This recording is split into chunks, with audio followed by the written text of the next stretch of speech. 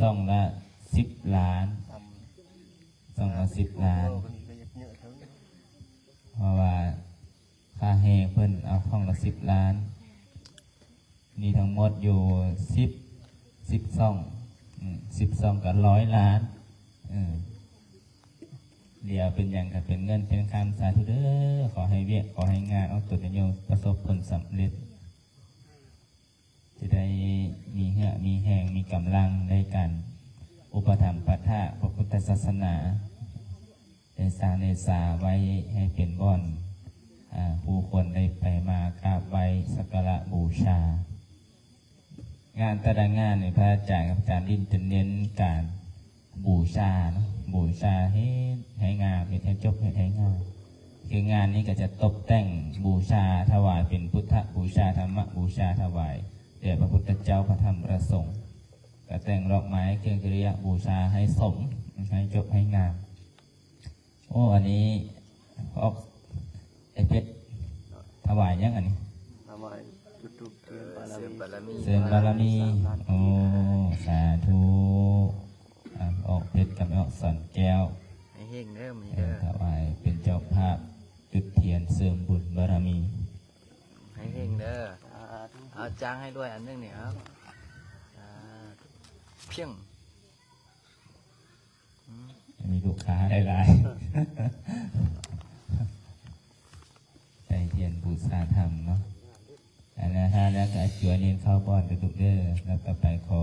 รัตนานิมนต์พระเดชพระคุณพระอาจารย์ลินได้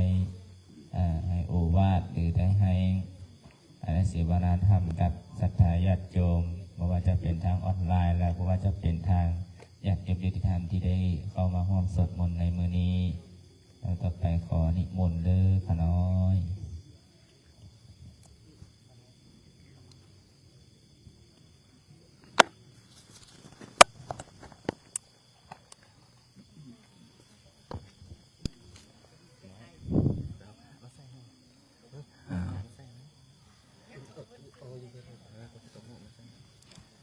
ใครจะ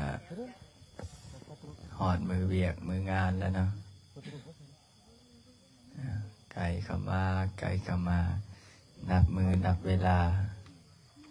นับนิ้วก็ได้แล้วได้ยังเหลือแต่จากมือยังเหลือ5 มือที่6กับแม่นงานยกยอดโซฟาวางศิลาฤกษ์ถวายพระป่าสามัคคีงานนี้บ่ต้องการหลายงานนี่ต้องการให้ครูบาอาจารย์มาร่วมต้องการให้ออกตนญาติโยมมาร่วมเพราะว่าอยากให้มาเบิ่งความสำเร็จที่ได้เฮ็ดได้ทำได้สร้างได้สร้างได้พัฒนาขึ้น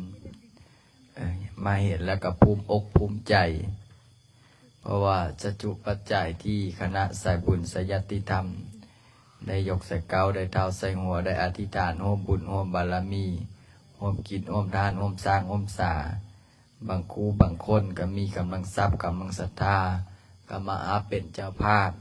บางครูบางคนเงินบ่ทั่วบ่ทันก็มาร่วมตามกำลังศรัทธาผู้เล็กผู้น้อยผู้น้อยผู้พันผู้หมื่นผู้แสนบางคนก็มีเป็นล้านก็ร่วมเป็นล้านบางคนก็มีเป็นแสนก็ร่วมเป็นแสนก็ตามกำลังศรัทธาคือว่านั่นแหละเงินคำกำแก้วมันเป็นของหายากก่อนสิหามาได้ก่อนสิได้ก่อนสิมีก็บ่ธรรมดาจังใดก็ยากจังใดก็ตามมื้อวันที่27นี่ผู้ใดติดธุระอันเขียนใบลาพักเขียนใบลาพักตอนเช้าก็ได้อยากให้มาร่วมอยากให้มาเบิ่งอยากได้มาเห็นบรรยากาศญาติธรรมญาติโยมอาจารย์บ่ไล่จัดโต๊ะจัดตั้งไว้5-6 พันบนนั่งพระอาจารย์บ่คิดอย่างไรคิดแต่ตอนแล้วงานจะเอาเงินใส่เนาะมาจ่ายค่าโต๊ะค่าตั้งค่าตินเพราะว่าเพิ่นจัดใหญ่อีหลีได้จะบ่ไล่จัดงานแต่ละงานเฮ็ดถวายพระพุทธเจ้าเบิ่งเนาะ เฉพาะค่าเต็นท์นี่นะสร้างศาลาน้อยได้หลังนึงนะนี่แหละพระอาจารย์เนี่ยบอก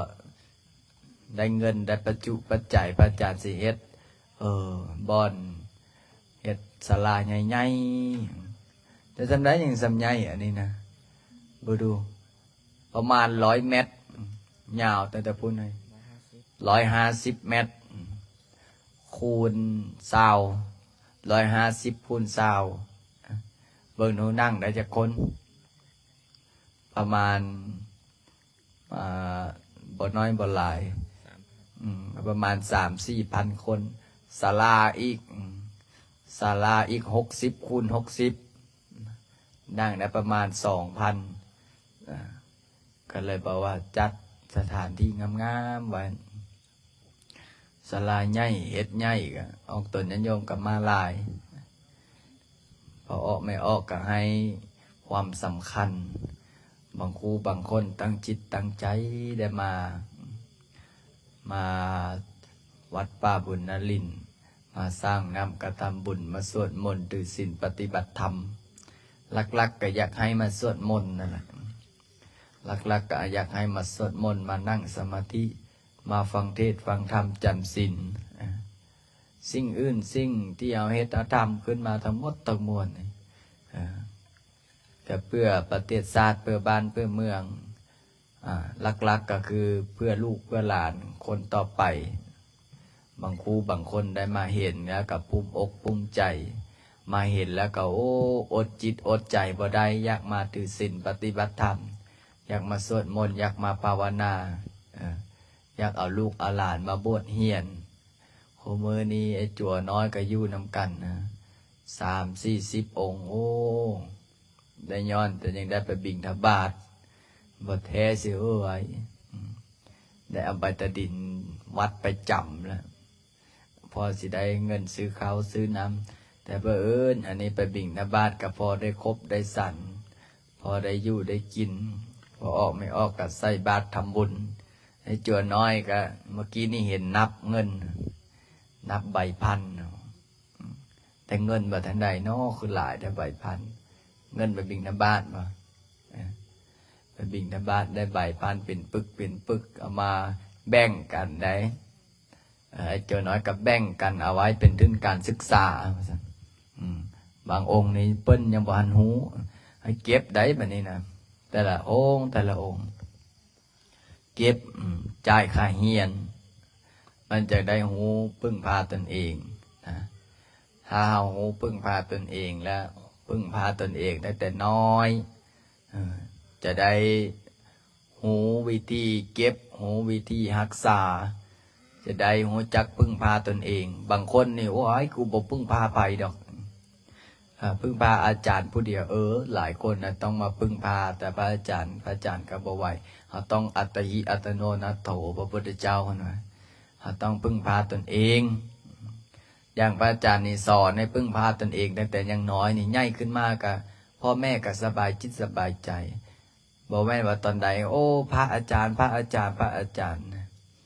ว่าเรื่องพึ่งพาตนเองนี่พระอาจารย์มีนิทานเรื่องนึงจะมาเล่าให้ฟังในสมัยก่อนเนาะในสมัยก่อนแล้วมีนายพรานนี้เป็นนายพรานใจบุญนายพรานใจบุญไปล่าสัตว์พอไปล่าสัตว์ปุ๊บไปเจอพระเปิ้นก็เลยแสดงธรรมเทศนาให้ฟังดูก่อนพราหมณ์เจ้าไปฆ่าสัตว์ตัดชีวิตเกิดสัตว์นาจะเป็นคนพิการ เกิดสัตว์นาจะเป็นคนตกทุกข์ได้ยากเกิดสัตว์นาจะเป็นคนหูหนวกตาบอดเกิดอาสัตว์นี้อายุกสิบ่ยืนนายพรานได้ฟังอย่างนั้นปุ๊บหันมารักษาศีลสวดมนต์ภาวนาได้พึ่งพาตนเองวันนี้ก็เลยเกิดจิตศรัทธาในทางพระพุทธศาสนาในพานนี้ก็เลยไปบอกเป้าประกาศทั่วบ้านทั่วเมืองบอกว่า พระพุทธองค์พระพุทธเจ้าเพิ่นสอนให้เฮานี่มีความเมตตารู้จักศีลห้ารู้จักการให้ทานรักษาศีลภาวนานะในพานนี้ก็เที่ยวประกาศนะเที่ยวประกาศก็สวดมนต์ภาวนาพาเขาเจ้าเฮ็ดคุณงามความดีบัดนี้ในบ้านบัดนี้ในบ้านแล้วผู้นำบ้านได้เห็นว่าโอ้ในพานนี่แต่ก่อนมันเป็นคนฆ่าสัตว์ตัดชีวิตกินเหล้าเมาสุราได้เงินมากับเที่ยวเสเพมันไปฟังอย่างมาเนาะมันคือเปลี่ยนแปลงเปลี่ยนไปก็เลยผู้ใหญ่บ้านในบ้านนี่ก็ไปติดตามนายพรานนี่ก็ไปสอบไปถามว่าเจ้าเป็นหยังเป็นคนจากหน้ามือเป็นหลังมือเจ้าเป็นคนเสเพกินเหล้าเมาสุราฆ่าสัตว์ตัดชีวิตไปหาอยู่ไปหากินมาได้กะได้เงินได้คำมากะกินเหล้าเมาสุราลิ้นการพนันจนหมดบัดนี้นายพรานก็เลยบอกว่าเฮานี่เป็นคนที่แต่ก่อนเนี่ยฆ่าสัตว์ตัดชีวิตดังที่เจ้าเว้าดังที่เจ้าพูดดังที่เจ้าเอ่ยมาแต่ตอนนี้เฮาเป็นคนที่มีศีลมีธรรมกับเนื้อกับตัวกับจิตกับใจได้ฟังธรรมะองค์สมเด็จสัมมาสัมพุทธเจ้าเพิ่นบอกว่าให้รักษาศีลให้ทานรักษาศีลภาวนาสิได้เกิดสติปัญญาทั้งศีลทั้งธรรมหลังจากนั้นทางบ้านเมิดบ้านผู้ที่มีจิตศรัทธาก็หันมาปฏิบัติศีลปฏิบัติธรรมก็เลยบ้านนั้นก็เป็นบ้านแบบอย่างบ่มีคนขี้ลักมักจกบ่มีคนที่เบียดเบียนบ่มีคนเจ้าชู้บ่มีคนกินเหล้าเมาสุราเห็นบ่เฮาไปประเทศอินเดียนะผู้ใดเคยไปประเทศอินเดียเนาะส่วนหลายนี่นะรัฐบางรัฐนะเขาห้ามเลยเหล้าเรื่องเบียร์เนี่ยเขาเจ้าห้ามเลยเรื่องเหล้าเรื่องเบียร์เรื่องสุราอย่าเมาเนี่ยเขาห้ามเพราะว่าอย่างเขาถือมาตั้งแต่พูดละตั้งแต่เก่าเขาบอกกินเหล้ากินเบียร์กินเนี่ยคือคนบดีอย่าสูบเขาก็บ่สูบได้ถ้าผู้ใดกินเหล้าเมาสุราเนี่ยเขาเอิ้นว่าคนบดีคนอินเดียเขาถือบัดนี้พอ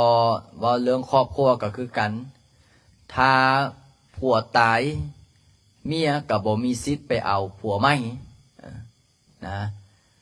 เพราะว่าอย่างเพราะว่าฮักเดี่ยวใจเดี่ยวเด้บ่คือบ้านเฮาได้เนาะพอผัวตายปุ๊บกูสิได้ผัวใหม่บัดนี้ละวะพอเมียตายปุ๊บกูสิไปหาไว้ก่อนอีที่หมายตาไว้นั่นล่ะนะบ่คือประเทศเขาเจ้าได้วัฒนธรรมบ้านเฮาสิโอ้เมียบ่ทันตายก็ยังแช่งให้ตายนะผัวบ่ทันตายก็แช่งให้ตายไปตายซะแม่มึงพอมันตายอีหลีทั้งให้ทั้งห้องเห็นบ่ล่ะอาจารย์ได้กะย่าเฮาให้มีศีลให้มีธรรมฮักครอบฮักครัวเป็นคนหูผู้ดีนะเป็นคนมีศีลมีธรรมเชื่อฟังคำสอนพระพุทธเจ้าเชื่อครูบาอาจารย์เชื่อผู้รักผู้ใหญ่ถ้าบ่เชื่อครูบาอาจารย์บ่เชื่อพ่อแม่ครูบาอาจารย์บ่เชื่อศีลบ่เชื่อธรรมเฮาก็บ่มีความสุขคู่มือนี่คนเฮาเนี่ยนะมีเงินแต่บ่มีธรรมะมีเงินแต่บ่มีศีลบ่มีธรรมเห็นบ่บางคู่บางคนเนี่ยนะหาเงินได้เก่งผลสุดท้ายมาไปผูกคอตายบอกว่าล้มละลายบอกว่าล้มละลายล้มละลายว่าซั่นเป็นยังจะผูกคอตายเขาสืบถามมาเขียนจดหมายในจดหมายน้อยบอกว่าเป็นคนบุคคลล้มละลายมีรถกระทึกยึดมีบ้านกระทึกยึดทรัพย์สินแก้วแหวนเงินทองทึกยึดเป็นของรัฐหมดผลสุดท้ายเพิ่นกุ้มใจคนเคยมีแล้วมาตกทุกข์ลำบากก็เลยไปผูกคอตายยังเหลือรถเลมโบกินี่คันเดียวขี่รถเจ็บใจแห้งรถเลมโบกินี่กันน่าจะประมาณ24-25 ล้านบาทนั่นแหละก็เลยไปแขวนคอใส่ต้นไม้ ตายพอตายแบบนี้ก็ไปเป็นเปรตแล้วไปเป็นเปรตเพราะว่าอย่างความโลภมันครอบงำถ้าเป็นเฮาเด้สิผูกคอตายบ่ถ้าเป็นพออ้อไม่อ้อกเนี่ยเป็นศรัทธาญาติโยมเนี่ยจ้างกับบ่ผูกคอตายเนาะขายรถลัมโบกินี่คันเดียวนะก็ตั้งเนื้อตั้งตัวไม่ได้แล้วแต่มันตั้งกับคนที่เคยมีแล้วบ่มีธรรมะมันฮับบ่ได้อย่างเช่นบางคนถามอาจารย์ลินดังปานนี้อาจารย์อยู่จังใดพระอาจารย์ว่าอยู่แบบสบายอยู่ในศีลในธรรมสวดมนต์ภาวนาโปรดศรัทธาญาติโยมสร้างวัดสร้างว่าอยู่แบบมีความสุขอันนี้แหละคือชีวิตเฮามีความสุขเฮาบ่ไปต้องแข่งดีแข่งเด่นเฮาพอใจในสิ่งที่เฮามียินดีในสิ่งที่เฮาได้เฮาบ่ดิ้นบ่ล้นจนเกินเหตุจนเกินปัจจัยบางคนมาเสนอพระอาจารย์อยากสร้างเหรียญบอกเขาน้อยถวายให้10 ล้านบาทเขาน้อยสิสร้างเหรียญให้พระอาจารย์เรื่องงัวพึ่งเรื่องงัวพึ่งหายเรื่องควายสิเข้ามาแล้วบ่เอาพอใจในสิ่งที่เฮามียินดีในสิ่งที่เฮาได้บ่เฮ็ดหยังจักอย่างมีแต่สวดมนต์ภาวนาสร้างวัดสร้างวาตามเหตุตามปัจจัยตามได้ตามมีตามเป็นตามมาถ้าเฮาไปอันนั้นเกินไปมันก็สินักเฮามันก็สิเมื่อยเฮาอย่างญาติโยมคือมื้อนี่ผู้ไปผู้มาพระอาจารย์ก็ถือโอกาสแล้วสิได้พักผ่อนสิได้มีเวลานั่งสมาธิได้มีเวลาอ่านหนังสือได้มีเวลาภาวนาได้มีเวลาพักผ่อนจิตพักผ่อนใจเพราะว่าตั้งใจมาสร้างวัดสร้างว่าตั้งใจทำคุณงามความดีเอาก็เฮ็ดตามกำลังที่เฮาเฮ็ดได้นะบางคนเอาตัวเองไป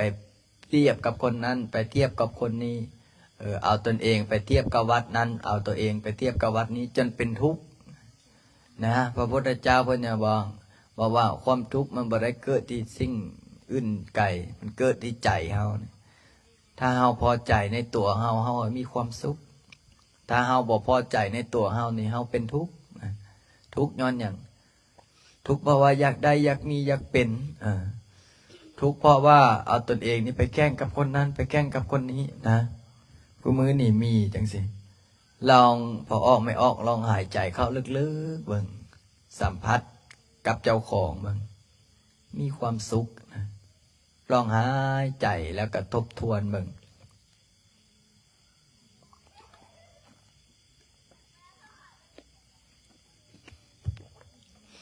นะพอเฮาทบทวนตนเองเฮาก็ชีวิตเฮาก็บั้นปลายแล้วชีวิตเฮาก็50-60แล้วชีวิตเฮาก็เดินทางมาครึ่งทางแล้วสิ่งที่เฮาควรทำก็คืออย่างคือคุณงามความดีคือศีลคือธรรมบางคนดิ้นรนจนเกินเหตุไปกู้หนี้ยืมสินไปลงทุนผลสุดท้ายมาล้มเหลวคือพระอาจารย์ว่าล้มเหลวมาปุ๊บผูกคอตายอีก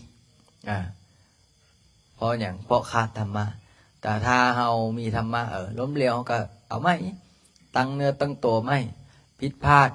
พิษเป็นคู่พิษเป็นคู่พิษไปเรื่อยๆก็จนมีความโหนะอย่างของพระอาจารย์นี่พระอาจารย์ได้เฮ็ดได้สร้างได้สร้างได้พัฒนาวัดว่าไว้พอใจอย่างเมื่อนี้ก็เห็นอาจารย์บ่ไล่เขียนบิณมาว่าอาจารย์ในสร้างขอเบิกเงินอีหละได้ขอเบิกเงินพระอาจารย์เลยถามว่าเบิกเท่าใดบ่น้อยบ่หลายอาจารย์ 3-4 แสนบาทพระอาจารย์ก็ดีแต่บ่ฮอดล้านยังใครแต่ว่าบ่ฮอดล้านเนี่ยเฮาคิดจังซี่เฮาถึงจะมีความสุขถ้าเฮาคิดว่าป้ากูสิเอาเงินมาแต่ไส 3-4 แสนเฮาก็สิเป็นทุกข์แต่ถ้าเฮาคิดกลับกันดีงวดนี้เขาขอเบิกตา 3-4 แสนเขาบ่ขอเบิกเป็นล้านถ้าเบิกเป็นล้านเฮาก็มีเฮาก็บ่มีถ้าเบิกนำ 2-3 แสนนี่เฮาพอจับนั้นยื่นนี้จับนี้ยื่นนั้นพอหาได้ท่วงได้ทัน วันนี้สร้างเอกก็ขอเบิก300,000ในสร้างปูกระโลกกระเบื้องนี่ก็เบิกอีกซื้อของคนเข้ามาในสร้างวัดนี่แหละจะจุปัจจัยที่โยมพ่อโยมแม่โยมพี่ได้ฝากกินฝากทานฝากทรัพย์สมบัติไว้ในพระพุทธศาสนาก็ได้แบ่งกินแบ่งทานแบ่งสร้างแบ่งสาแบ่งอุปโภโมทนาเปลี่ยนเป็นอิฐเป็นปูนเป็นหินเป็นทรายเป็นดินจี้ซีมังได้พัฒนาวัดว่าให้เจริญนุ่งเฮืองเขาสังเกตบ้างแม้ตั้งแต่ตอนแรกๆเขาได้มาคิดว่าพอออกไม่ออกหลายคู่หลายคนอยู่ที่ติดตามพระอาจารย์จากพื้นที่ว่างเปล่าก็มาสร้างมาสามาพัฒนาให้เป็นบ่อนสวดมนต์เป็นบ่อนนั่งสมาธิเป็นบ่อนเจริญกรรมฐานเป็นบ่อนมีศีลมีธรรมได้ไว้พระสวดมนต์ถือศีลปฏิบัติธรรมเพิ่มบุญเพิ่มบารมีเพิ่มบุญเพิ่มกุศลให้เฮาเพราะฉะนั้นแล้วพอออกไม่ออกอย่าลืมอย่าพลาดเดิมมื้อวันที่27เนาะก็ขอเจริญพรญาติธรรมญาติโยมกลับมาร่วมเป็นเจ้าภาพเจ้าศรัทธาห้องทานมาร่วมเป็นเจ้าภาพเจ้าศรัทธามาถวายร่วมบุญร่วมกุศลสร้างน้ำกระทำบุญน้ำกันตามกำลังทรัพย์กำลังศรัทธาคือพระอาจารย์บอกคือพระอาจารย์เว้านั่นแหละบ่แม่นว่าเฮาบ่อยากกินบ่อยากทานแต่เนื่องด้วยกำลังทรัพย์กำลังศรัทธามันมีน้อยบางคนเนี่ยมี10,000 กีบ20,000 กีบบางคนนี่มีเงิน4-5 แสนบางคนมีเงิน4-50ก็มาแบ่งผู้เล็กผู้น้อยมาถวายเห็นบ่แม่ตู้นึงมาถวายจะจุปัจจัยถวายปัจจัย200,000 กีบเราบอกอาจารย์ลูกประคำสีเขียวในคอเขาน้อยขอใช่ไหมพระอาจารย์ก็เลยแบบป้าโตคือขอของสูงแท้มันก็เลยบอกว่าโอ้เขาน้อยมาไกลได้ป่ะสันมาแต่ไสมาแต่เมืองกะลึมจักอยู่ทางไหนเมืองกะลึมบ่ถ้าจะเป็นทางใต้โอ้อีดูตนเราก็เลยว่าเอ้าเมื่อวานนี่เขาขอบูชาหลายบ่หลายพระอาจารย์บอกให้อันนี้พิเศษให้นะพอทิมใส่คอเราก็เป็นลมพระอาจารย์นึกว่ามันผีเขาสิงนึกว่าขังเราว่าดีใจปลื้มปิติก็เลยบอกว่าโอ้เป็นจังบุญนี่แหละพอออกไม่ออกเพิ่นตั้งจิตตั้งใจพระอาจารย์เนี่ยว่ารูปประคำเนี่ยให้ใส่คอไว้ใส่คอเพราะว่าอย่างเวลาสวดมนต์ภาวนาพระอาจารย์แล้วนึกถึงเมื่อก่อนเนี่ยมีประออกหนึ่งมาหาพระอาจารย์มาอธิษฐานบอกว่าโอ้อาจารย์เอ้ยว่าซั่นข้าน้อยนี่ก็ได้เห็นแต่อาจารย์ในโทรศัพท์ใน Facebook ใน TikTok ใน YouTube เห็นแต่ในโทรศัพท์ดีแต่บ่เห็นในตู้เย็นพัดลมพระอาจารย์ก็เลยสาธุผู้ใดก็เว้าคือเจ้านั่นแหละพอออกพระอาจารย์ก็เลยว่าเป็นจังไดมาจังได๋ช่วงนี้สุขภาพแข็งแรงดีบ่แล้วก็ว่าสุขภาพแข็งแรงมื้อนี้มายังโอ้อยากมาเห็นซื่อๆนี่แหละอยากมาเห็นซื่อๆนี่แหละได้ยินแต่ชื่อแต่เสียงพระอาจารย์ก็มาก็ต่อแขนพระอาจารย์ก็คือเว้านะอ้าวขอให้เจ้าอยู่ดีมีแห้งอยู่ซุ่มกินเย็นเงินไหลนองทองไหลมาค้าขายร่ำรวยให้สุขภาพแข็งแรงให้โยยิ่งขึ้นเกินเด้อสักนกมือสาธุพระอาจารย์ก็เลยแซวไว้ระวังในเรื่องสุขภาพนะเราก็ว่าโอ้ขาน้อยบอกเป็นหยังดอกเป็นคนออกกำลังกายแข็งแรงดีอยู่เสร็จเรียบร้อยพอผ่านไปประมาณอาทิตย์หนึ่งไปเกิดอุบัติเหตุขับรถไปแล้วก็ตีนมือนี่จังเข้าเขาเอิ้นว่าโรคยุคใบนี่เอิ้นว่าจะได้โรคฮิสโตกถ้าภาษาบ้านเฮาเอิ้นว่าเบาหวานความดันหรือว่าเส้นไขมันเลือดตีบนะแล้วก็จังเข้าบัดนี้ก็เลยเอารถไปเกาะไปส้นได้เขาเจ้าก็นำไปเขาก็ด่าให้อีกโอ้ยผู้เฒ่าขับรถคืออีหยังนี่เสร็จเรียบร้อยเท่านี้ก็ซักแงกอันผู้นั้นกับบ่ฮู้เติงฮู้เหนือย่านแต่เขาบ่จ่ายเงินให้เจ้าของเอาเงินมาแล้วก็จกเงินให้เสร็จเรียบร้อยแล้วก็โทรหาลูกหาครอบหาครัวแล้วก็อธิษฐานว่าสาธุเผอิญมีลูกประคำกับฮู้พระอาจารย์ในรถแล้วก็อธิษฐานสาธุเด้อ ให้ข้าพเจ้านี่แคล้วคลาดปลอดภัยให้รอดว่าซั่นซะถ้าภาษาบ้านเฮาให้รอดตายถ้ารอดตายสิไปกราบอาจารย์ลินอีกสิไปกราบปู่กราบย่าอยู่วัดอีกเสร็จเรียบร้อยผ่านไปประมาณ5 นาที10 นาทีรถของหมอก็วีวอมาจอดแข่งละแข่งแบบปากนี่ก็เอางักแบบเส้นเลือดในสมองตีบหรือว่าเส้นเลือดฝอยแตกวันนี้ก็หามส่งไปห้องหมอ103เขาก็ส่งมาห้องหมอใหญ่ทีนี้เสร็จเรียบร้อยกับปิ้นปัวผ่านไปประมาณ2-3 เดือนเมื่อวานนี้มาหา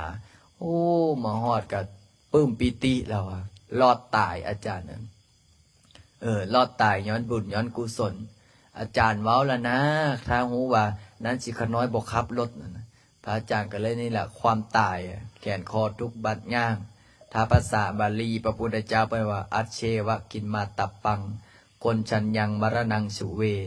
เฮาบ่ฮู้ว่าเฮาสิอยู่เฮาบ่ฮู้ว่าเฮาสิตายเฮาบ่ฮู้ว่าเฮาสิตายมื้อใดแต่สิ่งที่เฮาควรทำก็คือคุณงามความดีเนี่ยบ่ฮอดสักกะแล้วก็โซลูกประคันนี้แหละเส้นนี้แหละสร้อยขน้อยพระอาจารย์คิดในใจมึงบ่ทันฮอดข้าวซื่อๆดอกเสร็จเรียบร้อยก็โอ้ยดีใจแล้วก็บำบัดก็ย่างได้พระอาจารย์ว่าโอ้ได้ย้อนแต่บุญยังรักษานะสักก็ว่าโอ้ยกมือสุดซอกผู้อื่นสิได้ข่าวว่าเส้นเลือดในสมองตีบแล้วแม่นตอกลงไว้ท่าเลยได้อาจารย์นะบ่ซันก็นอนติดเตียงบ่ซันก็แม่นตอกลงไว้ท่าบ่ซันก็นิมนต์พระไว้เลยแต่อันนี้เขาน้อยยังงึดเจ้าของย่างได้คือเก้านี่ปากมันยังแข็งๆหน่อยนึงเนี่ยพระอาจารย์ก็เลยเป็นจังบุญพอเพิ่นละไปจุดธูปขอพรให้เพิ่นปกปักรักษาเพิ่นละพระอาจารย์ก็เลยบอกว่าเบิ่งได้ค่อยๆย่างได้กะโลเฮงปูไม่ไหม้ฝนเฮงตกมันนี่บ่แม่นว่ารอดจากไอ้เป็นอัมพาตแล้วมาล้มดังปุ๊บนี่แหละแล้วล่ะเสร็จเรียบร้อยสักก็ขึ้นมาทางนี้สักก็ดีใจแล้วดีใจแล้วรอดตายถ้าภาษาบ้านเฮาว่ารอดตายนี่แหละเป็นจังบุญพอออกไม่ออกบุญภัยบุญมันบางคนบ่อยากตายก็ผัดตายบางคนอยากตายก็ผัดบ่ตายเห็นบ่พวกนึงไปโดดน้ำคลองไปโดดน้ำทะเลอยากตายเสร็จเรียบร้อยโดดลงปุ้งมีผู้นึงไปจังเอาขี้เหือแล่นไปซ้อนขึ้นมาหับบ่ตายหับบ่ตายนะอันผู้อยากตายนะหับบ่ตายเจ้าว่าก็เจ้าว่าเงิดเฮ้ยลำโพงตัวนี้มันบ่ดังนะบางคนอยากตายอุตส่าห์ไปผูกคอตายเสร็จเรียบร้อยมู่ไปซ้อยทันอันนี้กันนี่แหละเขาว่าว่าเวลาบ่ทันฮอดเวลาตายเห็นบอกบางคนนี่ล้มรถนะจักพลิกจักเต้าจักพลิกมาบ่เจ็บหยังจักหน่อยบ่เจ็บแข้งบ่เจ็บขาบ่ป้องบ่แป้วบางคนก็ป้าแขนพระรุ่นใดแขนพระอย่างอันมันบ่ฮอดยามันซื่อบางคนนี่เห็นบอกว่าเข้าห้องน้ำซื่อเป็นจังได๋ไม่ออกได้ข่าวว่าตายคาห้องน้ำโอ้โพดเขาว่าวิบากกรรมนอนตายก็มีบางคนอายุซื่อมื้อก่อนนึงไม่ออกนึงมาหาพระอาจารย์ลูกเราได้เป็นนายพันได้รับตำแหน่งใหม่พอรับตำแหน่งปุ๊บได้แต่3-4 มื้อนึงนอนแล้วก็ไปเลยเสร็จเรียบร้อยแล้วก็ว่าโอ้ยอย่าแม่นคนเฮ็ดเครื่องใช่บ่อาจารย์พระอาจารย์ก็เลยบอกว่าโอ้สิบ่แม่นของบ่แม่นเครื่องแล้วไม่ออกฮอดเวลามันละแล้วก็ว่าโอ้ข้าน้อยบ่สบายใจข้าน้อยบ่สบายใจอาจารย์ให้มันเป็นหยังให้ตู้เฮาบอกว่าตี้เว้าเรื่องผีเว้าเรื่องวิญญาณแล้วปุ๊บปั๊บอย่าฟ้าวเลยได้วันนี้เราก็ว่าข้าน้อยบ่สบายใจอาจารย์นั่งสมาธิติดต่อหาลูกข้าน้อยนี่ตื้อพระอาจารย์คิดในใจถ้าค่อยเก่งปานนั้นค่อยคือสิบ่มานั่งจังซี่ดอกเราว่าติดต่อหาลูกข้าน้อยได้ติพระอาจารย์เขาติดต่อกับบ่ติดต่อแล้วค่อยก็ย่านคือกันก็เลยบอกเนี่ยความเชื่อพระอาจารย์ก็ขอให้ดวงจิตดวงวิญญาณลูกชายเจ้าไปฮอดปลอดภัยไปสวรรค์ชั้นฟ้า ผูกคอต่อแขนหยาดน้ำหยาดในให้แล้วก็สบายใจนี่แหละพระอาจารย์ก็เลยแสดงพระธรรมเทศนาให้กันหนึ่งแล้วก็คือว่านั่นแล้วเนาะอาจารย์เนาะความเกิดความแก่ความเจ็บความตายนะจังสีล่ะพอออกไม่ออกเฮาบ่ฮู้ว่าเฮาสิอยู่เฮาสิเป็นเฮาสิตายแต่จังใดก็ย่าให้ได้สร้างคุณงามความดีสร้างบุญสร้างบารมีนำกันก่อนอย่างน้อยๆฮะอายุฮอด80 90ก่อนเนาะไม่ออกเนาะจังคุ้มค่าเด้บ่แม่นว่าอายุ40 50แล้วเป็นนอนป่วยติดเตียงใช้เรียบร้อยตายก็อันนั้นก็ตายง่ายโพดอันนั้นยังบ่ทันได้เฮ็ดคุณงามความดีเพราะฉะนั้นแล้วมื้อนี้เฮาตั้งใจมาวัดแล้วมาสวดมนต์มาถือศีลปฏิบัติธรรมนำกันมื้อนี้มื้อวันพระเนาะมื้อนี้มื้อวันพระมื้อนี้วันเจ้าเตรียมเทียนไว้แล้วบ่เจ้าภาพเป็นสวดเจ้าภาพเป็นสวดเสริมบารมีมื้อนี้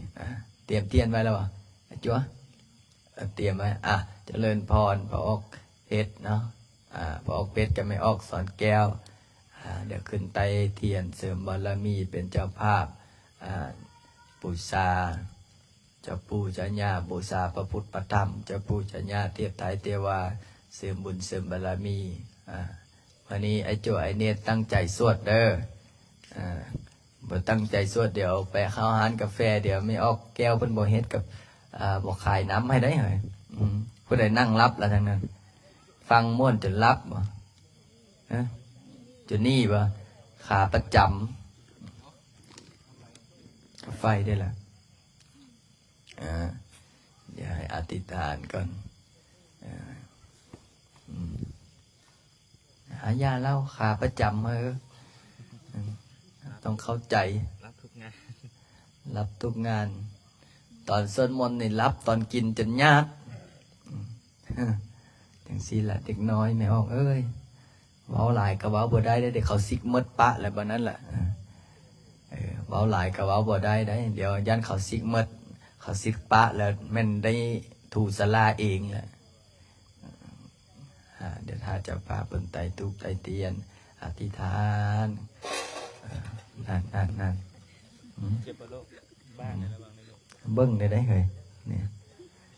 อันโต๊ะใหญ่บ่ใหญ่กับพากับไปเตะเนาะเตะหมาเนี่ยเตะหมามากัดคืนนู่นว่าเรื่องหมาก็ได้จักแม่นมาแต่ทางใดอ้อมคางอ้อมแอวบ่ได้เลี้ยงจักตัวนะมาได้บ้านจะเป็น10ไปบิงบ้านมือแรกนี่เฮาแท้เฮาว่าไอ้จัวน้อยจนอุ้มบ้านแล่นพอผ่านไป2 มื้อห้อยหลังไตต้อยเห็นบ่ล่ะพระเพิ่นไตเทียนอธิษฐานมาเบิ่งเด้อมามันหลายอันนี้มาตู้นะเตียนมันนอนมาก็คือว่านั่นแหละอย่าไปตือสามันมาอย่าเอามือแรงนอนหงายฟ้าจะเด่น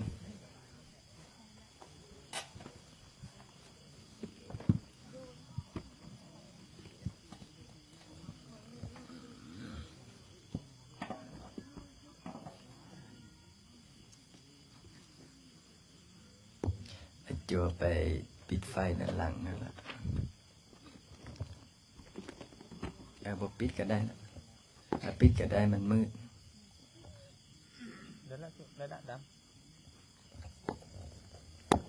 เตรียมพร้อมเนาะ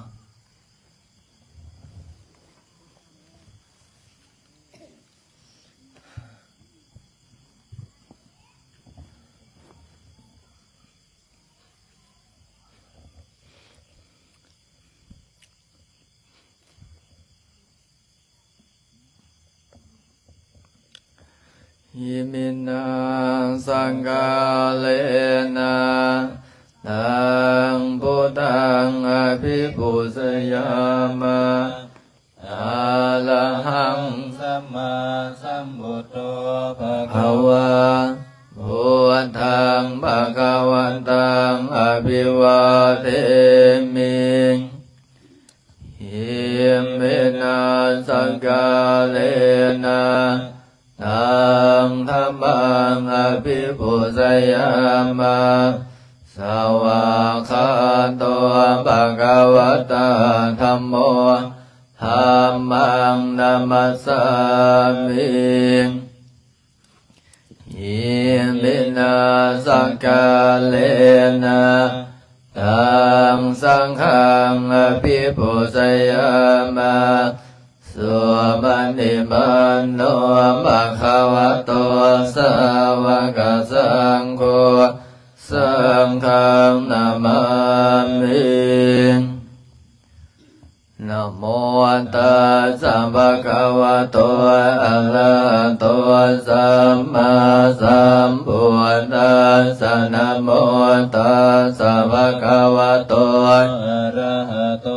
สัมมาสัมพุทธัสสะนะโมตัสสะภะคะวะโตอะระหะโตสัมมาสัมพุทธัสสะนะโมตัสสะภะคะวะโต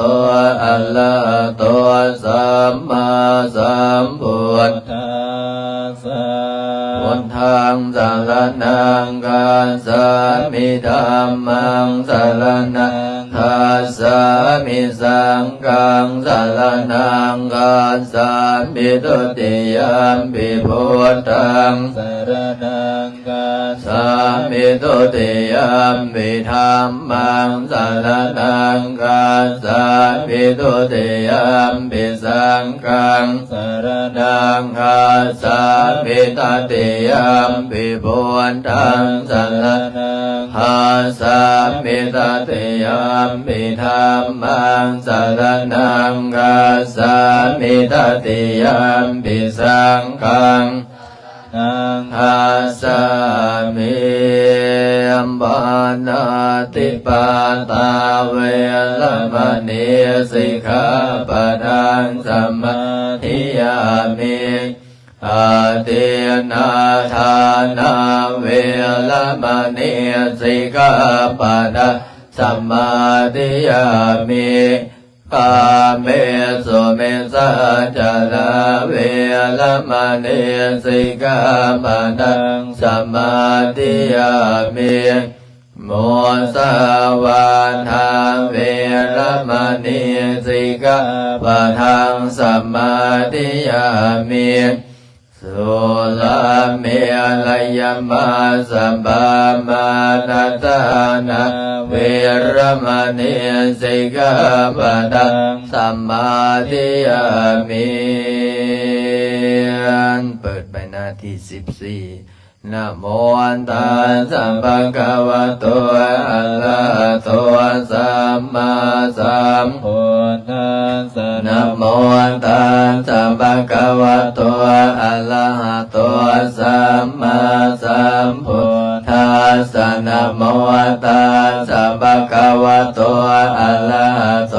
สัมมาสัมพุทธัสสะนะโมตัสสะภะคะวะโตอะระหะโตสัมมาสัมพุทธัสสะตังโคปะนะภะคะวันตังเอ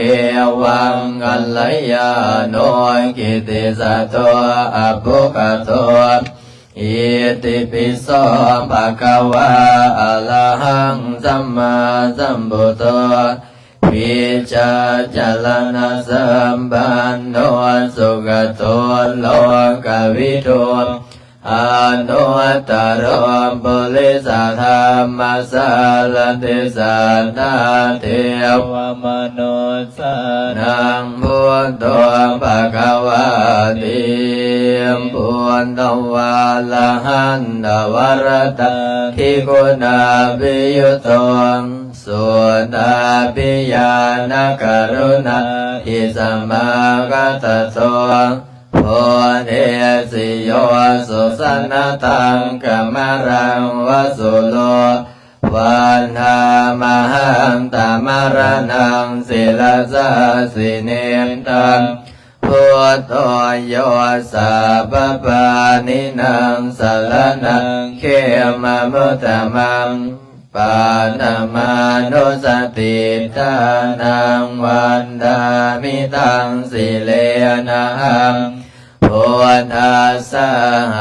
สมิดาโสวะพุทโธเมสามิกิสโลพุทโธตัวกาสักขาตาจวิดาตาจยิตาสเมพุทธัสสะนิยาเดียมิสริลันชีวิตันจิรังวันดันโตหังจริสามิพุทธัสเสวะสุโพธิตานาติเมสลนังอายังบุตโตเมสลนังวะลังเอเตนะสัจวัสเสนวัตถ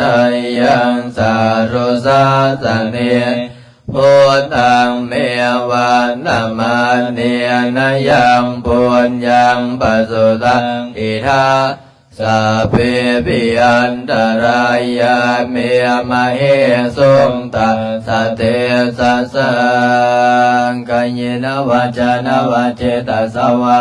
มพุทธิกุกัมมังปะกะตังมายายังพุทโธปฏิคันหันตุอาจายันตังการันตะเรสังวริตงวะพุทเต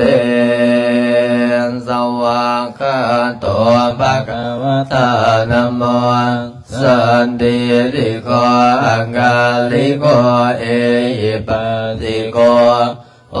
มานายิโกปัจจตังเวริตาปุวิญโยหิติ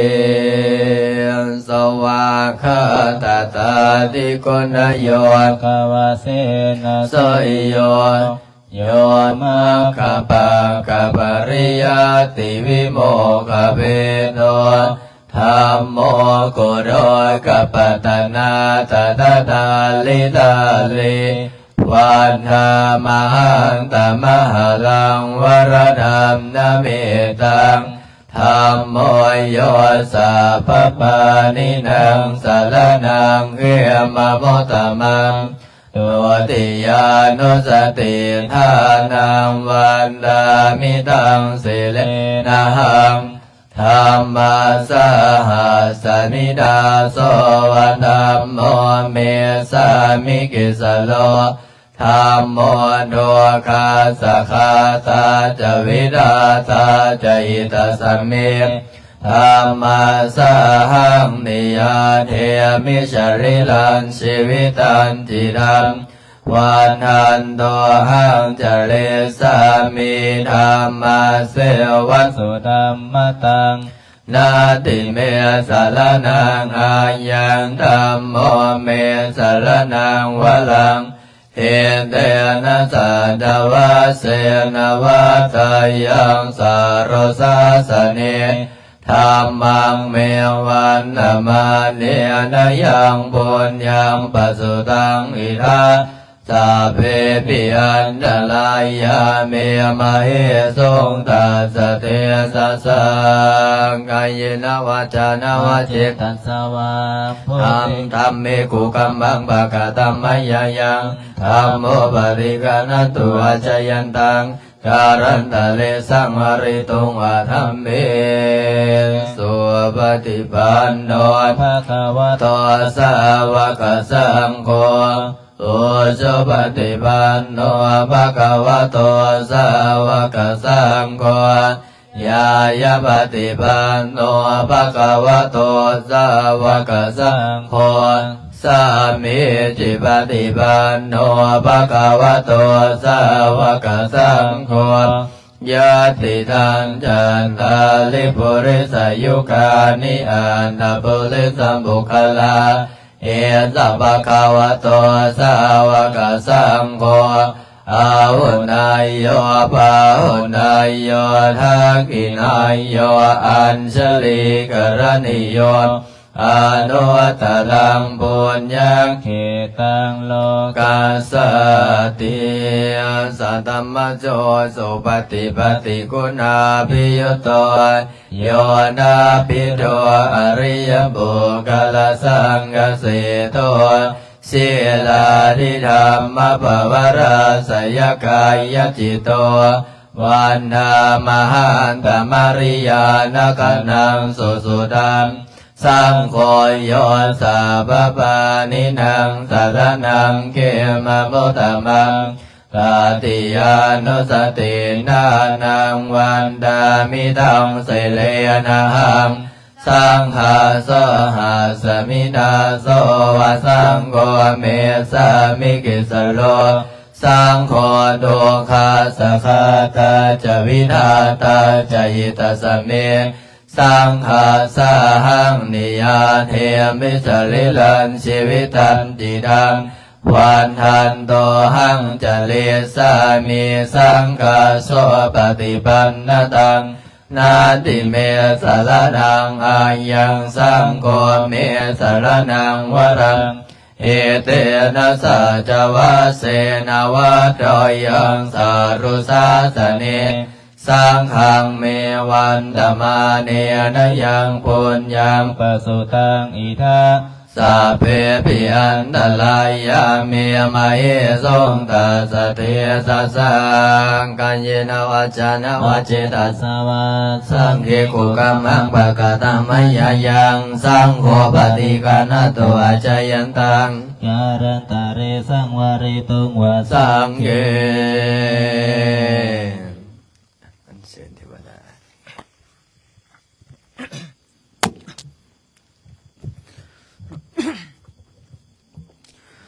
นะโมตัสสะภะคะวะโตอะระหะโตสัมมาสัมพุทธัสสะนะโมตัสสะภะคะวะโตอะระหะโตสัมมาสัมพุทธัสสะนะโมตัสสะภะคะวะโตอะระหะโตสัมมาสัมพุทธัสสะสักเคงกะเมจารุเปคิริสิกรตเตจันดริเกวิมาเนเอเประเตจะคาเมตรุวนากาเนเกอวันตุมิเกเตโอมันจายันตุเทวังสรัทธวิรัสเมยาคันดปนากังเอตันดาสันติเกยังมุนิวรจนังสัจโวเมสุนันตุธรรมสวานคโรยัมบรันตังธรรมสวานคโรอายัมบรันตังธรรมสวานคโรอายัมบรันตังสาธุสาธุโอกาสะโอกาสะ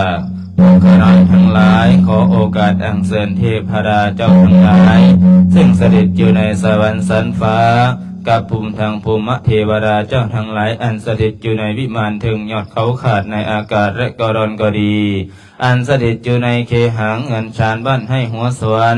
สถานที่นี้ก็ดีอัญเชิญยักษ์คันทัพพระและนาคทั้งหลายซึ่งเสด็จอยู่ในน้ำและถึงบกที่รกและวรเพียงอ้อมแอมที่นี้ก็ดีจงมาอนุโมทนาร่วมบุญรักษาศีลสวดมนต์ภาวนาในค่ำคืนนี้กับพวงข้าพเจ้าทั้งหลายด้วยเถิดเปิดไปหน้าที่137บทสวดธรรมจักรนะ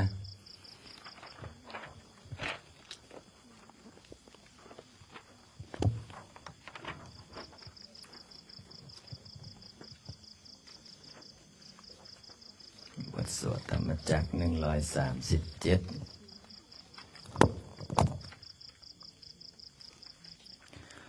นะโมตัสสะภะคะวะโตอะระหะโต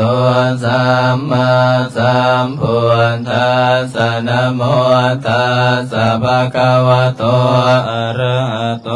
สัมมาสัมพุทธัสสะนะโมตัสสะภะคะวะโตอะระหะโตสัมมาสัมพุทธัสสะนะโมตัสสะภะคะวะโตอะระหะโตสัมมาสัมพุทธัสสะ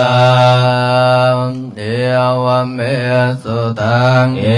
กังสมยังภะคะวะภารณสิยังวิหารติอิสิปตเนมิกตาเยตาตระโคภะคะวะปัญจวัคคีเยภิกขุอามันเตสิดาเวเมภิกขเวอันตาปัมปสิเตนะนะเสวิตาภายโยจายังกาเมสุกามสุขันลิกานุโยโคหิโนกัมโมปตุสนิโกอนาริโยอนาตสันอิโตโยจายังอัตตกิลมัฏฐานุโยโคตุโคอนาริโยอนาตสันอิโตเอเตเตภิกขเวอุปโภอันเตอนุปคัมมะมัสสิมาปฏิปทาตถาคเตนะอภิสัมพุทธาจักขุกรณียานกรณียอุปสัมมายะอภิญญายะสัมโพธายะนิพพานายะสังวันตติกัตตมาจัสสะภิกขเวมัสสิมาปฏิปทาตถาคเตนะอภิสัมพุทธาจักขุกรณียานกรณียอุปสัมมายะอภิญญายะสัมโพธายะนิพพานายะสังวัตติยะเมวะอริโยอันทังกิโกมังโคเสยทิทังสัมมาทิฏฐิสัมมาสังกัปปะสัมมาวาจาสัมมากัมมันโตสัมมาอาชีวะสัมมาวายามะสัมมาสติสัมมาสมาธิยังโคสาภิกขเวมัสสิมาปฏิปทาตถาคเตนะอภิสัมพุทธาจักขุกรณียานกรณียอุปสัมมายะอภิญญายะสัมโพธายะนิพพานายะสังวัตติดังโคปนะภิกขเวทุกขังอริยสัจจังสาติปิโดขาสราปิโดขามรณังปิโดขังโสกปริเทวโดกโดมนาสุปยาสาปิโดขาอัมปิเยหิสัมปโยโคโทโคปิเยหิปโยโคทุกโค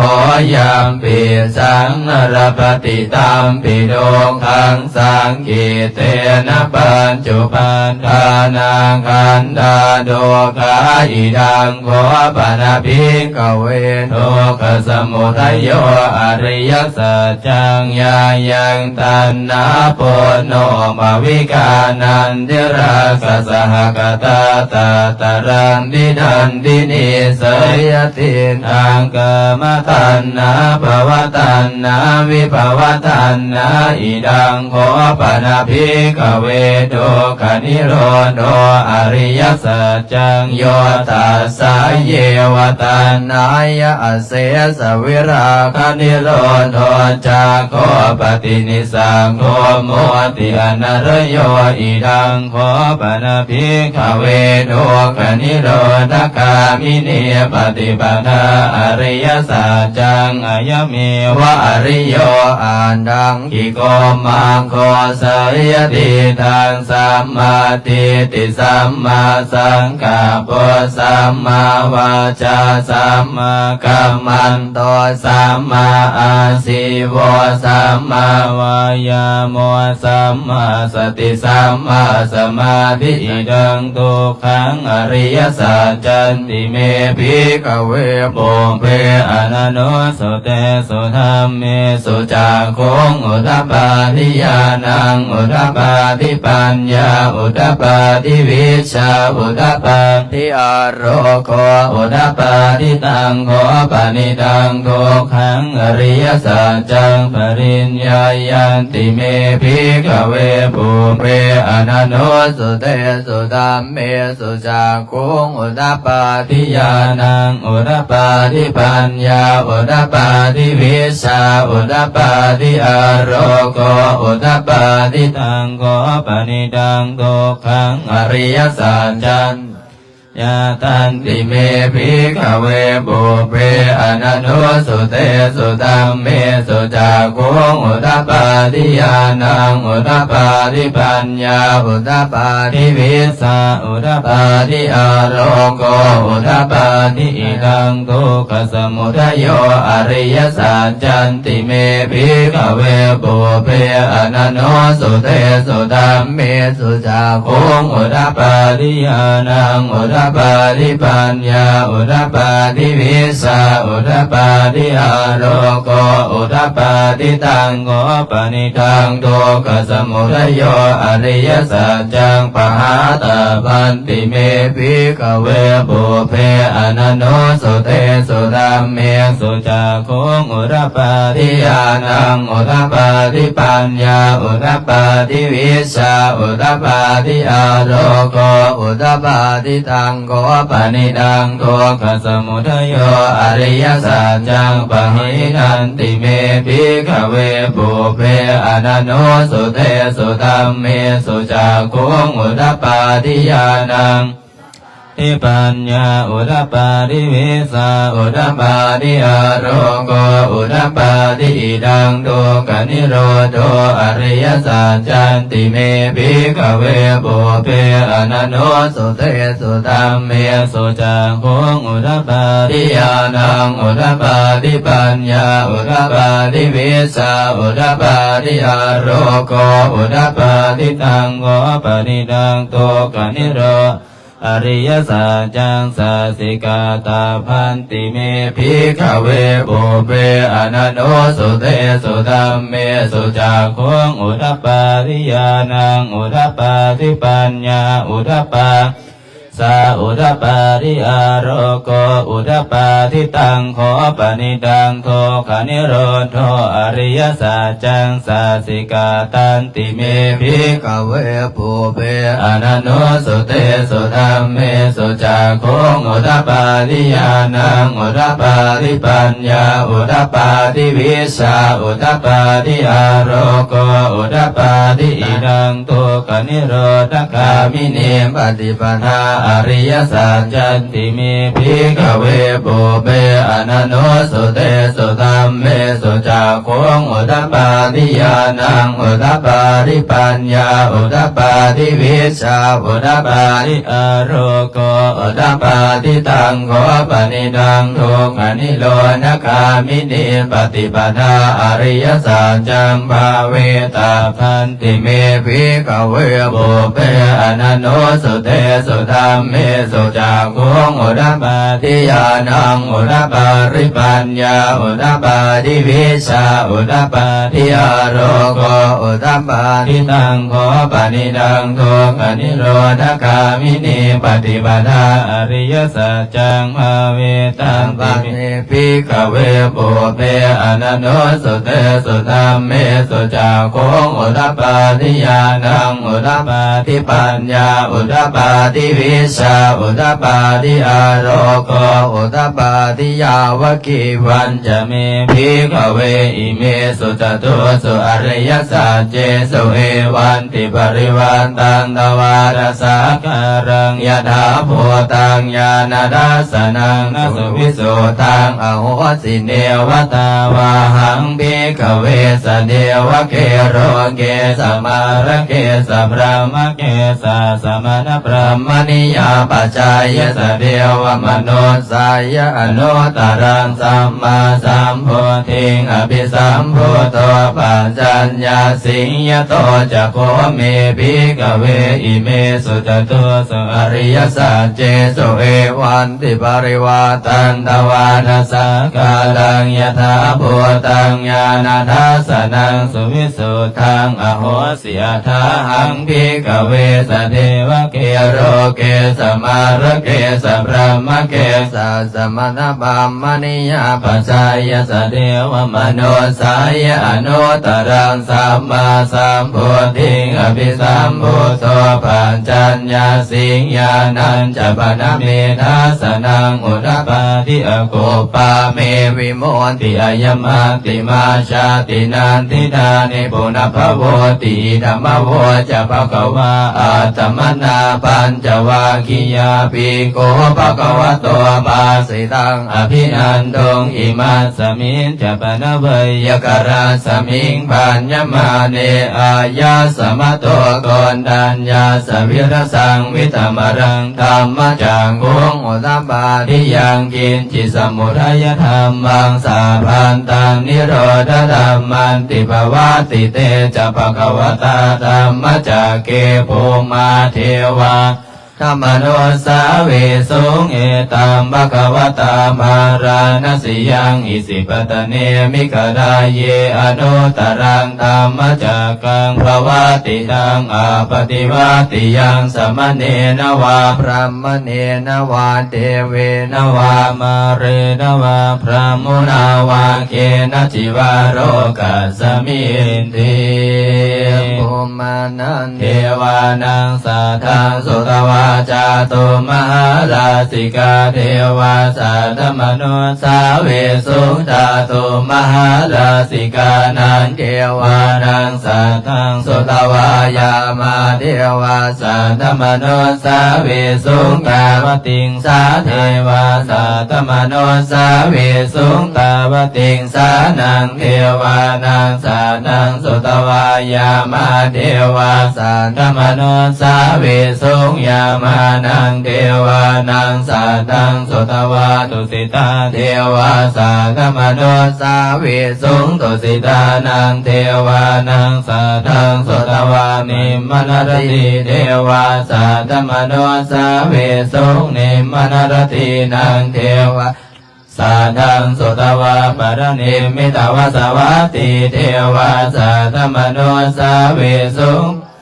มิตวสวัตตินังเทวานังสัตตังสุตวาพระมปริสัสสะเทวาสัตตมโนสาเวสุงพระมปริสัสสะนังเทวานังสัตตังสุตวาพระมปโรหิตาเทวาสัตตมโนสาเวสุงพระมปโรหิตานังเทวานังสัตตังสุตวามหาพระมเทวาสัตตมโนสาเวสุงมหาพระมานังเทวานังสัตตังสุตวาปริตภาเทวาสัตตมโนสาเวสุงปริตภานังเทวานังสัตตังสุตวาอัปมานาภาเทวาสัตตมโนสาเวสุงอัปมานาภานังเทวานังสัตตังสุตวาอภัสราเทวาสัตตมโนสาเวสุงอภัสรานังเทวานังสัตตังสุตวาปริตสุภาเทวาสัตตมโนสาเวสุปริตสุภา วานังสัทธังสุตวะอปมาณสุภาเทวาสัทธมนุสาเวสุอปมาณสุภานันเทวานังสัทธังสุตวะสุภคิมมากาเทวาสัทธมนุสาเวสุสุภคิมมากานังเทวานังสัทธังสุตวะเมหะปรา เทวาสาธมโนสาเวสุงเวอภารานังเทวานังสาทังสุตวาอวิหาเทวาสาธมโนสาเวสุงอวิหานังเทวาสาทังสุตวาอัตปาเทวาสาธมโนสาเวสุงอัตปานังเทวานังสาทังสุตวาสุตสาเทวาสาธมโนสาเวสุงสุตสานังเทวานังสาทังสุตวาสุตสีเทวาสาธมโนสาเวสุงสุตสีนังเทวานังสาทังสุตวาอากนิทกาเทวาสาธมโนสาเวสุงเอตัมภะวตามาราณสิยังอิสิปตเนมิกานาเยอโนตรังธรรมจักขังปวัตติตังอาปฏิวัติยังสมเนนวาพระมเนนวาเทเวนวามาเรนวาพระมุนาวาเกนะจิวาโรกัสสมินติอิติยเตละกะเนนะเตนะโมเตนะยาวะพระมโลกัสสะโตอาโภกาเสียยัญจะละหัสสิโรกตาโตสังกัมปิสัมปะกัมปิสัมภเวทิอาปมาโนจะโอระโรโอมาโสโรเกปตุระโหเสียติกเมวะเทวานังเทวานุภาวังอดาโกภะคะวาอุดานังอุดาเนสิอัญญาสิวัตโพโกนดัญโยอัญญาสิวัตโพโกนดัญโยติติทังอายตมะโตโกนดัญญาสัญญาโกนดัญโยตเววนามังอาโหสิติสัมปจิสัมมินาสันติโมภมมาจมหาเทวาสัพเพยคาปลายันติภมมาจมหาเทวาอภิลาภาภวันตุเมมหาปุญโยมหาลาภตุเมปิเตภาโหอติโพตามะอะโอนะโมปตายาวิลาทโยวิลโกนายังวิลาอิงสาวิลาตัสสีวิลาตัสสาวิลาอิติโยปรัสสะมานิมามาปุรัสสะสวังโหมสามปฏิสามีเพ่งเพ่งปาปาอะลือเลือสามปฏิสามีนาสังสีโมภมมาจมหาเทวาสัพเพยคาปลายันติภมมาจมหาเทวาอภิลาภาภวันตุเมมหาปุญโยมหารัมโพภวันตุเมมิเตภาโออติโพตามะอะโอนะโมพุทธายาวิราตโยวิโกนายังวิลาอิงสาวิราตสีวิราตสาวิราอิติโยภรัสสะมานิมามาพุทธัสสะโสโอมสามปฏิสามิเพ่งเพ่งมาภา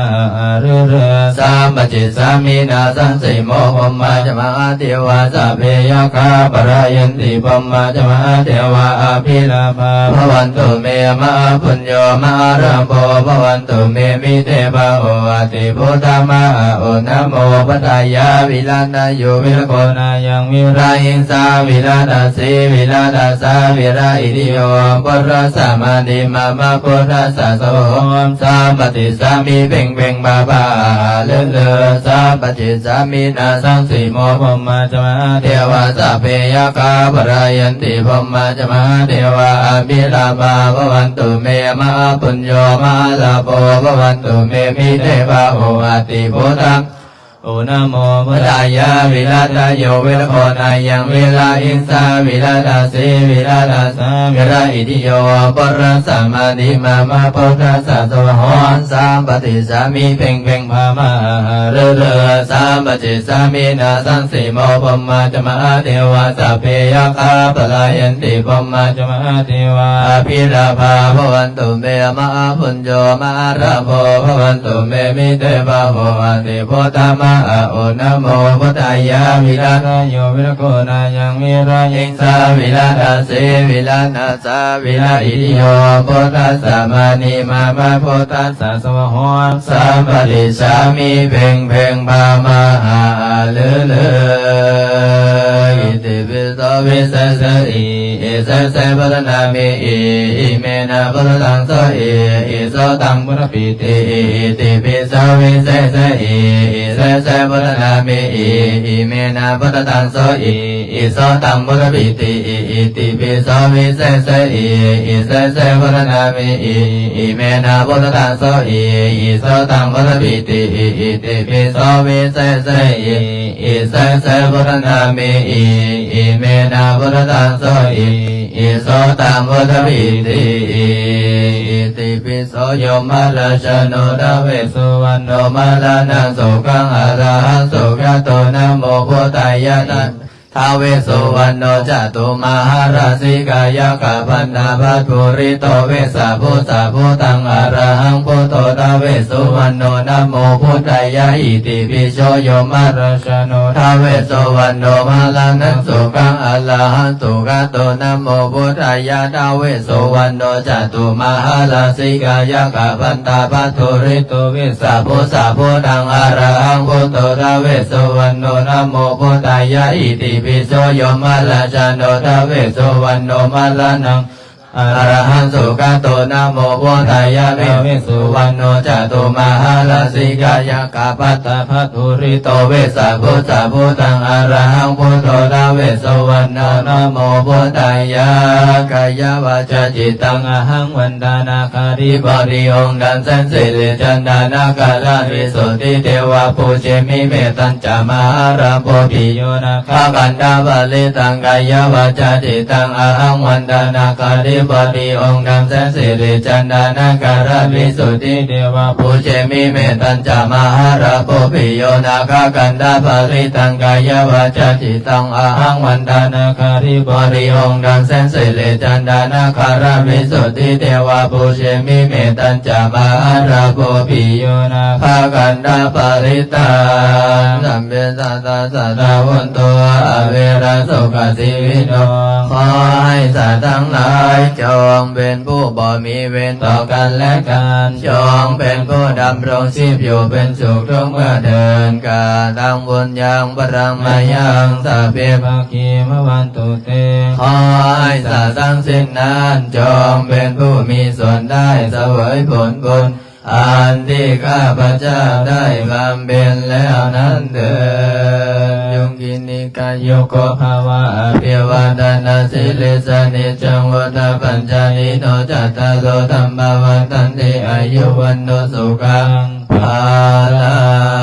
งตุกัมปัตตาจานิทุกขปยาปัตตาจานิปยาโสกปัตตาจานิโสกวันตุสัพเพปิปานิโนเอตวัตตาจามิสัพพะตังปุญญาสัพพะตังสัพเพเทวะอนุโม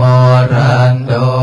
อะระหังสัมมาสัมพุทโธภะคะวาพุทธังภะคะวันตังอภิวาเทมิสวากขาโตภะคะวะตาธัมโม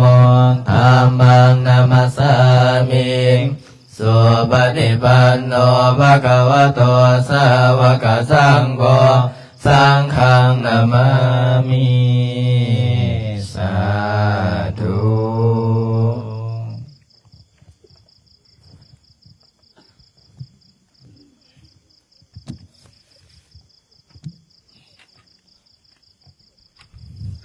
สงการประธานสงฆ์พร้อมกัน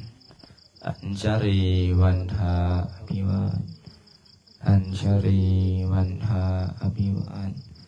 อัญชรีวันทาอภิวาทอัญชรีวันทาอัญชรี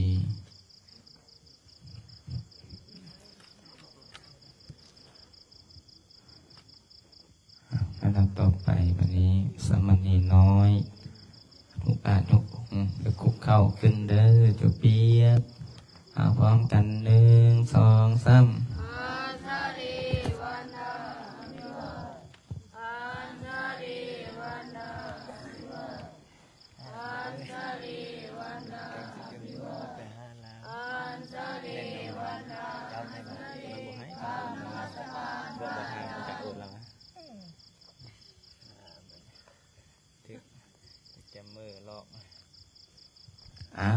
ต้นญาติโยมวันนี้เพื่อเป็นบุญเป็นกุศลพร้อมกันการคณะสงฆ์1 2 3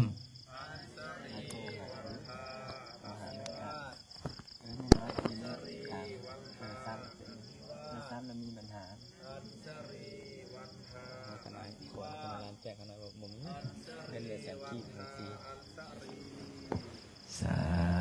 ธุมือนี้สวยมือนี้นะโดนสแกมเมอร์ลอกไปหมด5 ล้านกีบเพราะ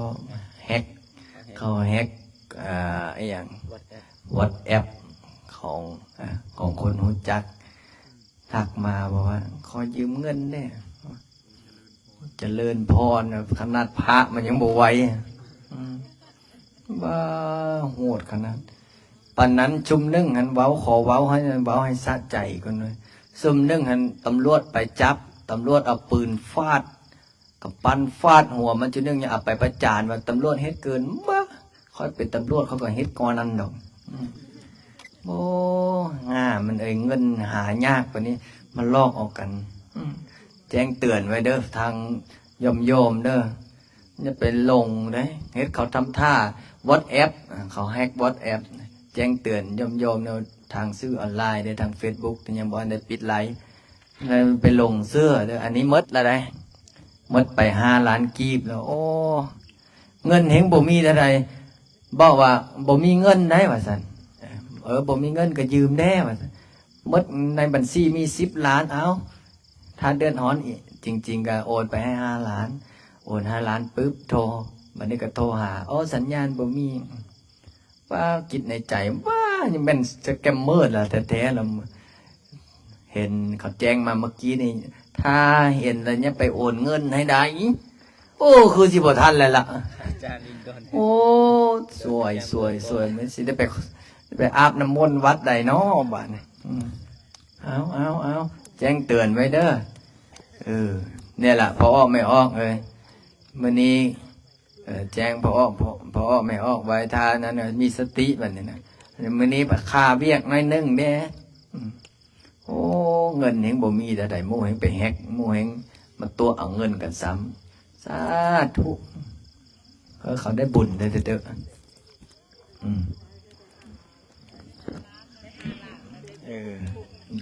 เงินเฮงบ่มีปานนี้โอ้ยสแกมเมอร์ก็พูดผู้เงินพระเงินเจ้าก็บ่ไหวเนาะอนุโมทนาบุญเด้อเดี๋ยวโยมเอ้ยเพิ่นถวายน้ำเนาะมื้อนี้ถวายน้ำกับเอาหยังมาถวายโยมเอ้ยปัจจัยวะเห็นแล้วเอ้ยเพิ่นแก๊ปอย่างน้อยกล้องอย่างน้อยเดี๋ยวให้เจ้าภาพขึ้นมาถวายเด้อเจ้าภาพโยมเอ้ยขึ้นมาถวายมากันจักคนเนาะมื้อนี้4 คนนะแม่ตู้เนาะเป็นจะได้นั่งโอ้โดนหลอก5 ล้านกีบโยมนะสาธุของข้าพเจ้าว่าโอนเด้ออาจารย์เพื่อเป็นถวายมันเป็นยังไงอันนี้ก็ทิชชู่ทิชชู่งานเพื่อนเองเพื่อนเฮ็ดอนุโมทนาบุญได้แม่เด้อเพื่อทำงานไหมวะแม่นเป็นโรงงานซื้อโรงงานอย่างไรนะงานผลิตเกียร์เราโอ้เด่นลาวเขาแต่มีโรงงานผลิตเกียร์ได้เป็นของตัวเขาเองได้ป่ะนี่เป็นของลาวเขาเป็นแบรนด์ของลาวเขาโดยเฉพาะเนาะแกเบิ่งว่าคนเบิ่งอาจารย์หลายพันได้ไปมาแล้วคนตกเป็นยังไงกันนี่แบรนด์ยังกันนี่ฮะไปมาแล้วคนเดียวนะแบรนด์โชคดี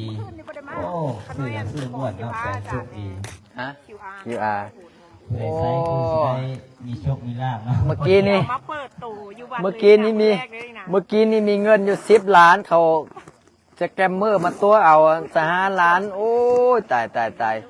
จนเท่าใดเฮงมาซ้ำเติมเนาะสิได้เอามาถวายเรื่อยๆอยู่วันนี้นะพอดีแล้วเอามาถวายจัดงานถวายครูบาอาจารย์เลยนะนี่มาลองจักถวายจักก้อกันนึกอะไรมันสิได้ใช้เลยโอ้ยอาสาธุเพิ่นตัวให้ตัวส่วนตัวต่างหากเพิ่นบ่ได้เอาตัวนี้อยู่โอ้เทียผลิตจากลาวก็ใช้ดีแล้วนี่สาธุเฮงๆปังๆรวยๆเด้อมันมี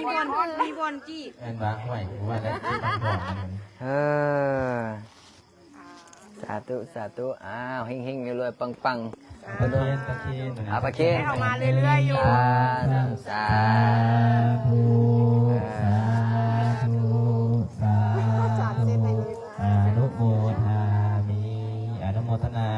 บุญนำในอ้อน้องเอ๋ยถวายเปิดตัวบอลแรกเลยเนี่ยอาจารย์เปิดตัวบอลแรกแสดงว่าหนูทดลองตัวนี้นะครูบาอาจารย์แบบโชคดีผลิตเองเนี่ยนี่นะเฮ็ดเองมีโรงงานเองสาธุบุญนำขอให้ทุกซื้อแบรนด์ยังเจริญเด้อโชคดีโอ้แสดงว่าป้าอาจารย์กับสีโชคดีแล้วนี่ดึงทางก้นไปใส่เด้อไปใส่ห้อง